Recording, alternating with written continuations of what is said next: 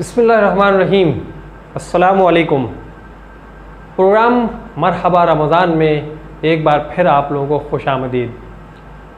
नाज़रीन, साल 2020 रमज़ान मुबारक के महीने का 9वां रोज़ा शुरू हो चुका है और आज से ठीक एक दिन के बाद 10वां रोज़ा भी शुरू हो जाएगा और 10वें रोज़े के शुरू होते ही उसी दिन पहले अशरे का इख्तिताम हो जाएगा। पहला अशरा रमज़ान मुबारक का मुकम्मल हो जाएगा।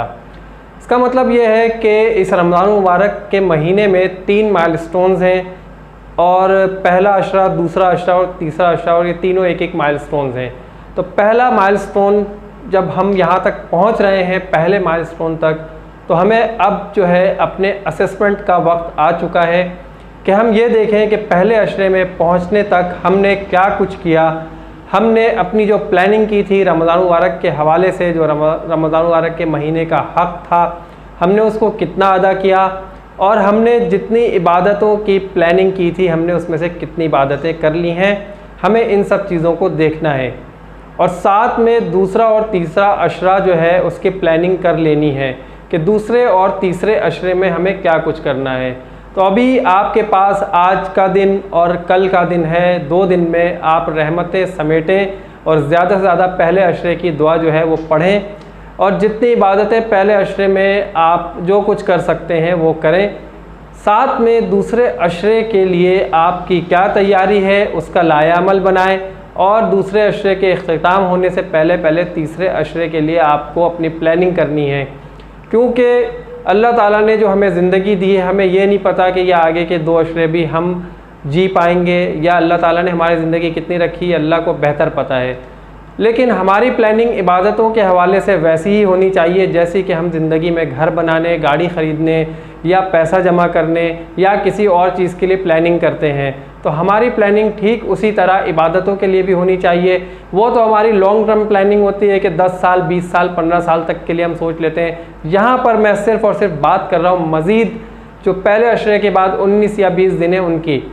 तो जो तीसरा अशरा है मैं उसके बारे में ख़ास तौर पर बताऊँ, तीसरे अशरे में जो है वो मसरूफ़ियत बढ़ जाती है, नींद कम हो जाती है, इबादतें बढ़ जाती हैं। उसकी वजह यह है कि तीसरे अशरे में लोग लैलतुल क़द्र को ढूंढने की कोशिश करते हैं, एतिकाफ़ में बैठते हैं। अगर एतिकाफ़ में नहीं भी बैठते हैं तो शब बेदारी करते हैं, रातों को जागते हैं, इबादतें करते हैं, मुख्तलिफ़ इबादतें करते हैं। कुछ लोग नवाफिल पढ़ते हैं, कुछ कुरान मजीद की तिलावत करते हैं, कुछ सलातो तस्बीह पढ़ते हैं और बहुत सारी ऐसी इबादतें हैं जो कि तीसरे अशरे में लोग ज़्यादा से ज़्यादा करते हैं।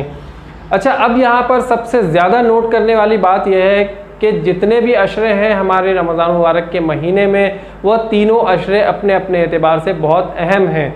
तो पहला अशरा, इसमें सिर्फ आपके पास 2 दिन बाकी हैं। इस 2 दिन में आपने क्या प्लानिंग की है, उसमें क्या कमी रह गई है, उन कमी को पूरा करने के लिए कोशिश करें और अल्लाह से दुआ करें कि अल्लाह ताला हमें ऐसी बहुत सारी और जो है बरकतें और सातें मज़ीद हमारी ज़िंदगी में रमज़ान मुबारक का महीना लाए ताकि हम रहमतें और बरकतें समेट सकें, तौबा इस्तग़फ़ार कर सकें, जहन्नुम से आज़ादी की दुआ मांग सकें।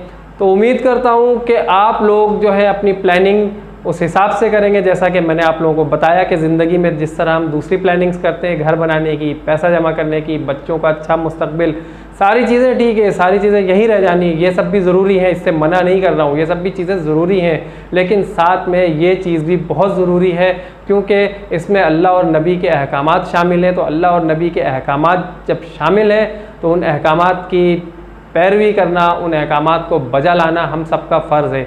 तो फ़राइज़ की अदायगी में हमें पीछे नहीं हटना चाहिए और उम्मीद करता हूँ कि आप लोग ज़रूर इस पर अमल करेंगे और अपना लायामल जो है वो तय करेंगे आगे कि हमें दूसरे और तीसरे अशरे में किस तरह से रोज़े गुजारने हैं।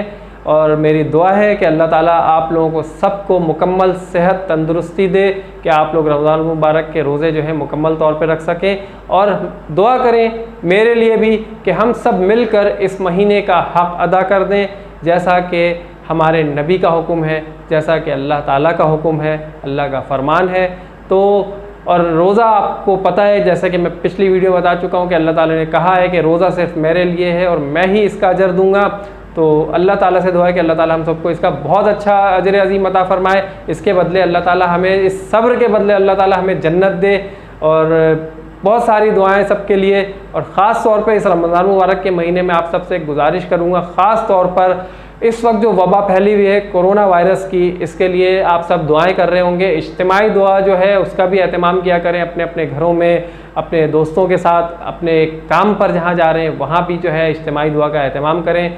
तो और ख़ास तौर पे जब आप इफ्तार के वक्त इफ्तार करने के लिए बैठते हैं तो उस वक्त अल्लाह ताला ख़ुद फरमाता है कि जब रोज़ेदार जो है इफ्तार लेकर बैठ जाता है और उसके सामने इफ्तारी रखी होती है, वो मेरे हुक्म का मुंतज़िर होता है।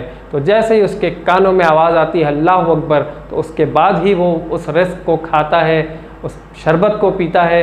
तो उस वक्त जो है बहुत ज़्यादा कबूलियत का वक्त होता है। उस वक्त कबूलियत के वक्त में अल्लाह से दुआ करें कि अल्लाह ताला इस वबा का ख़ात्मा फ़रमाए। अपने लिए दुआ करें, अपने भाई बहनों के लिए दुआ करें, अपने दोस्त रिश्तेदारों के लिए दुआ करें, उन लोगों के लिए दुआ करें कि जो दुआ के मुस्तहिक़ हैं। और साथ में अपने लिए बहुत अच्छी सी दुआ अपने लिए ज़रूर किया करें, क्योंकि अपने लिए भी आप ज़रूर मांगे अल्लाह से। ये मांगने का महीना है, ये समेटने का महीना है। मांग लें, समेट लें और इस महीने से जितना आप ओवर टाइम जितना बोनस हासिल कर सकते हैं करें। मेरे लिए भी दुआ कीजिएगा, अपने लिए भी दुआ कीजिएगा, पूरी दुनिया के लिए दुआ कीजिएगा, तमाम मुसलमानों के लिए दुआ कीजिएगा, ताकि अल्लाह ताला जो है हम सबको इस महीने का पूरा पूरा हक़ अदा करने की तौफ़ीक़ अता फ़रमाए। अपना बहुत ख्याल रखिएगा। अल्लाह निगहबान।